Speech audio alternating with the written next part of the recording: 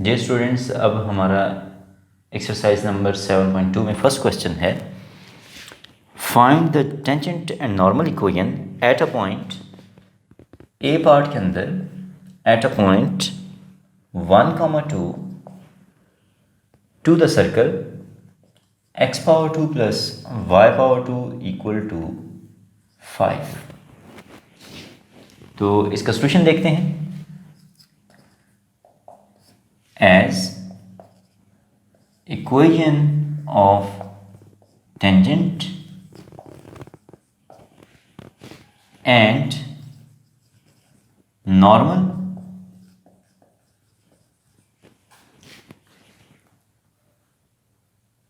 to the circle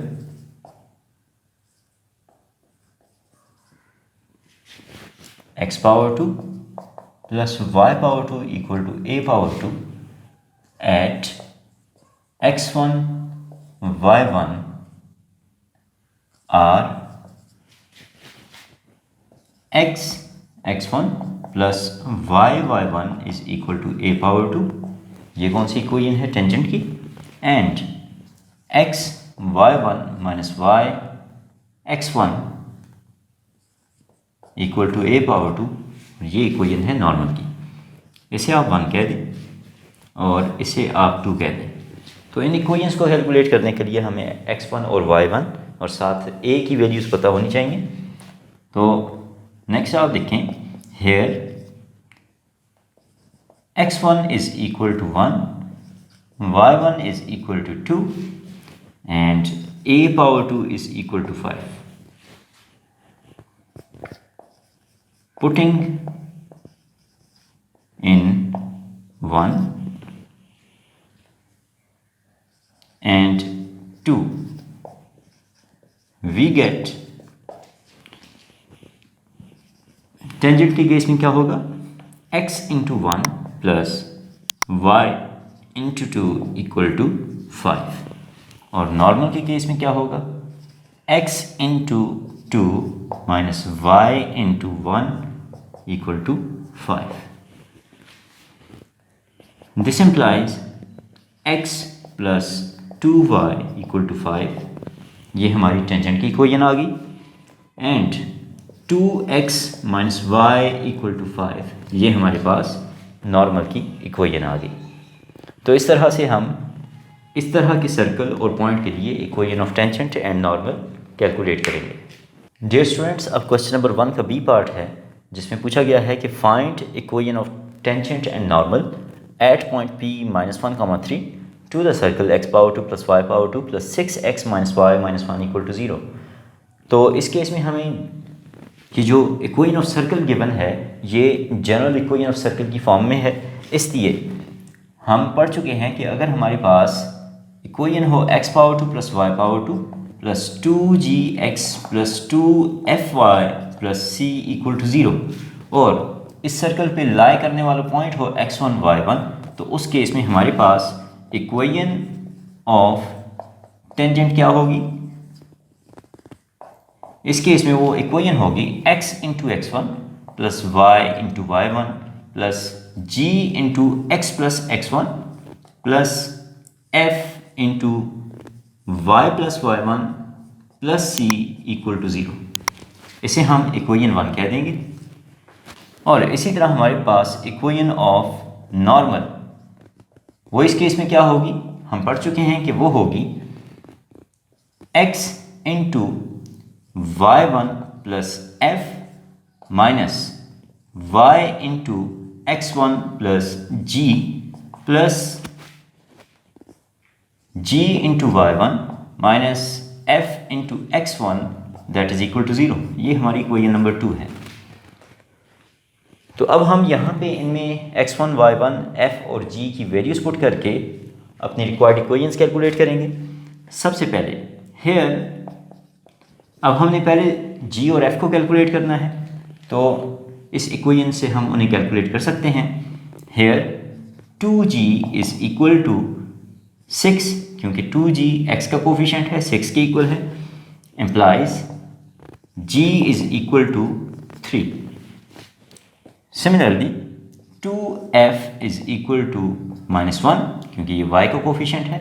this implies f is equal to -1/2.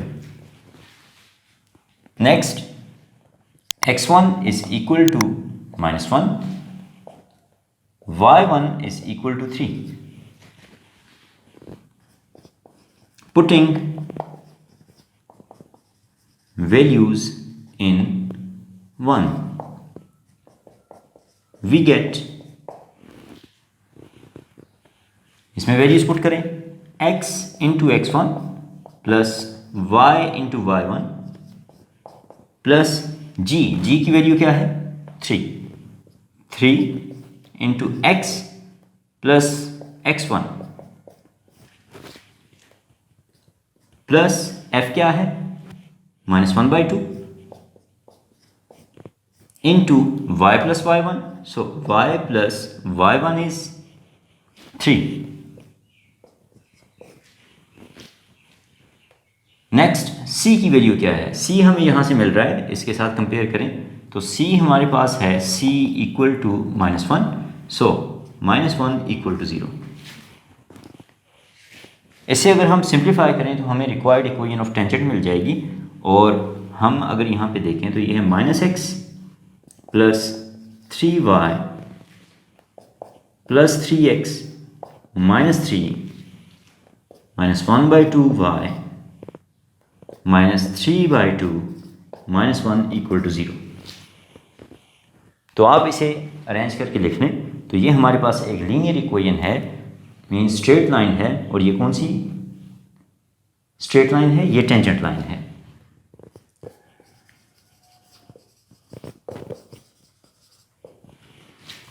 इसके बाद normal line के लिए हम इक्वेशन नंबर 2 के अंदर वैल्यूज पुट करेंगे. Putting values in equation 2, x into y1 क्या है 3 प्लस f की वैल्यू क्या है -1/2 माइनस y इंटू x1 क्या है यहाँ पे -1 और g है +3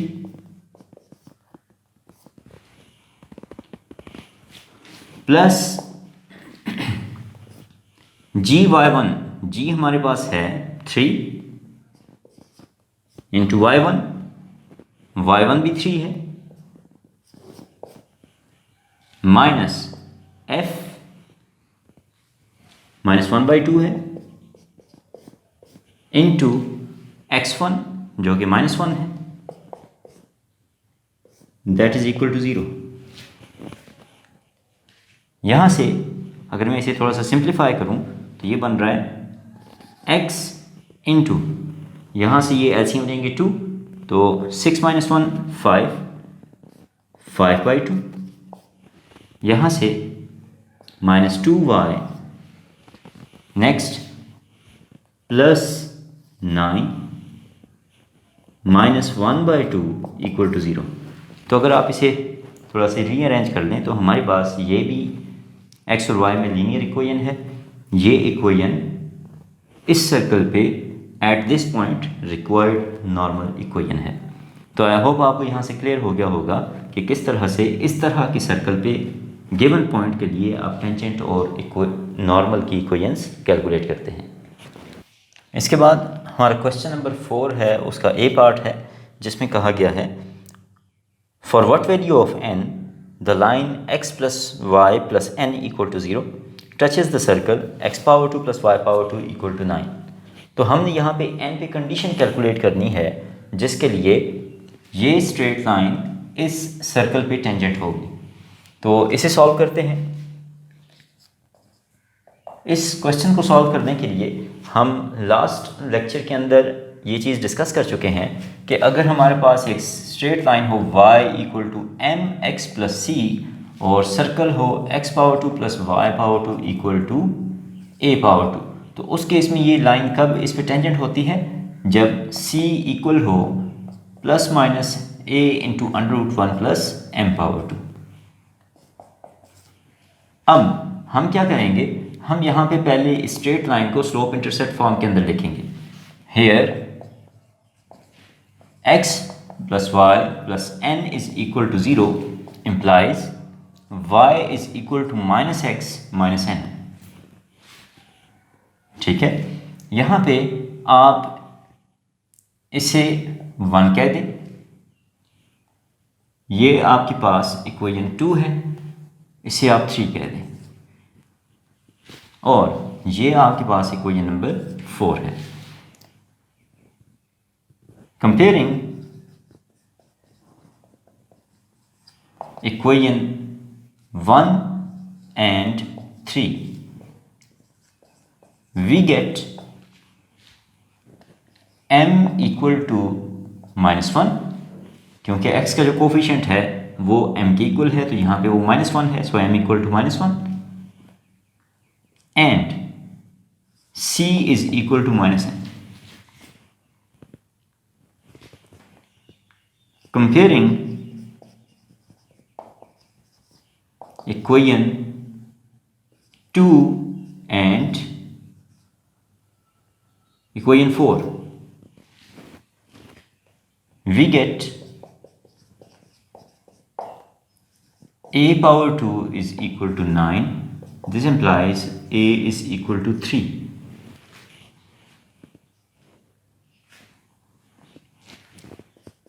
Putting values in equation 1, क्योंकि हमारे पास यहाँ से कंडीशन आएगी n पे, तो c की जगह हमारे पास वैल्यू है -n and that is equal to plus minus a क्या है 3 into under root 1 plus m क्या है -1 whole power 2। This implies -n is equal to plus minus 3 into under root 2, which gives n is equal to minus plus 3 into under root 2। तो आपने यहाँ से देखा कि हमारे पास n की दो वैल्यूज़ आ रही हैं कि अगर n इक्वल होगा -3 इंटू अंडर रूट 2 तो फिर भी ये लाइन उस सर्कल पे टेंजेंट होगी, और अगर n इक्वल होगा 3 इंटू अंडर रूट 2 तो उस केस में भी ये लाइन इस सर्कल पे टेंजेंट होगी। तो इस तरह आप कंडीशन ऑफ टेंजेंसी को कैलकुलेट करते हैं for a given number n। अब यहाँ पे जो नेक्स्ट हमारे पास एक्सरसाइज के अंदर क्वेश्चन नंबर 5 है, उसका ए पार्ट अगर आप देखें तो उसमें पूछा गया है for what value of c the line y equal to mx plus c touches the circle x power 2 plus y power 2 equal to a power 2। तो ये एक्चुअली हम प्रीवियस लेक्चर के अंदर कंडीशन ऑफ टेंजेंसी के under ये question solve कर चुके हैं, तो आप उस लेक्चर को देख लें, आपको वहाँ से ये चीज़ क्लियर हो जाएगी। नेक्स्ट हम क्वेश्चन नंबर 7 को सॉल्व करते हैं। डियर स्टूडेंट्स, नेक्स्ट हमारा क्वेश्चन नंबर 7 का ए पार्ट है for what value of n the line 3x plus 4y plus n equal to 0 touches the circle x power 2 plus y power 2 minus 4x minus 6y minus 12 equal to 0। तो हमने again यहाँ पे भी n की value calculate करनी है, means n पे condition calculate करनी है जिसके लिए ये स्ट्रेट लाइन इस सर्कल के ऊपर टेंजेंट हो।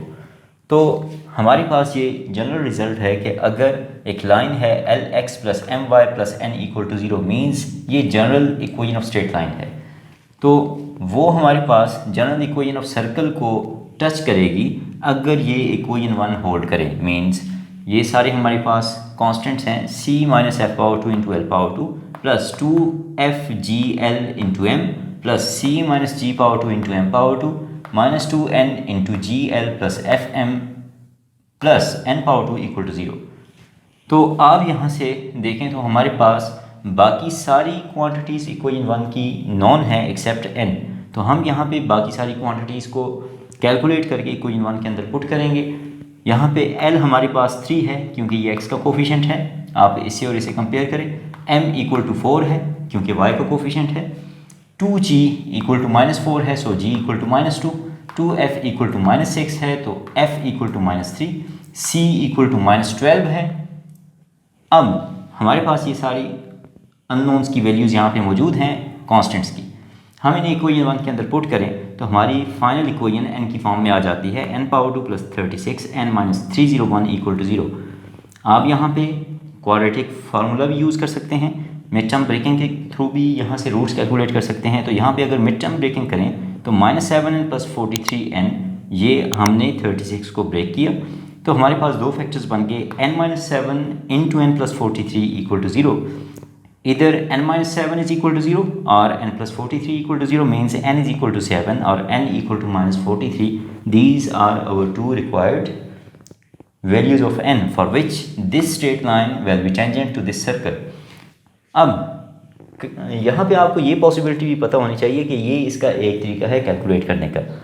दूसरा तरीका ये है कि अगर आपको ये इक्वेशन 1 का रिजल्ट याद ना हो तो आप क्या करेंगे, आप यहाँ से y in terms of x निकाल लें या x in terms of y निकाल लें इस इक्वेशन से और उसे इसमें पुट करें तो आपके पास अगर हम यहाँ से y in terms of x निकालेंगे और यहाँ पे y को रिप्लेस करेंगे तो x के अंदर क्वाड्रेटिक इक्वेशन आ जाएगी। x के अंदर जब क्वाड्रेटिक इक्वेशन आएगी तो टेंजेंट के केस में हमें जस्ट 1 पॉइंट ऑफ इंटरसेक्शन चाहिए होता है। तो हम यहाँ पे कंडीशन अप्लाई कर देंगे कि b power 2 minus 4ac must be equal to 0 means discriminant must be equal to 0। आप उस क्वाड्रेटिक इक्वेशन में से a, b और c की वैल्यूज़ यहाँ पे यूज़ करके सिंप्लीफाई करें तो आप फाइनली इस इक्वेशन में पहुँच जाएंगे। यहाँ से फिर आप मिड टर्म ब्रेकिंग करके n को कैलकुलेट कर लेंगे तो वो आपका रिक्वायर्ड आंसर होगा। तो मीन्स आप इस अप्रोच से भी जा सकते हैं और यहाँ से एक वेरिएबल को दूसरी की फॉर्म में निकाल के यहाँ पुट करके क्वाड्रेटिक इक्वेशन पे कंडीशन लगा के कि b power 2 minus 4ac must be equal to 0 for 1 point of intersection, क्योंकि टेंजेंट एक पॉइंट से कट करता है। तो b power 2 minus 4ac equal to 0 से हमें n के अंदर इक्वेशन मिलेगी, उसे हम सॉल्व कर लेंगे और हमें इसी तरह से n इक्वल टू 7 और n इक्वल टू -43 ये दो वैल्यूज़ मिल जाएंगी। आई होप आपको यहाँ से ये क्वेश्चन क्लियर हो गया होगा।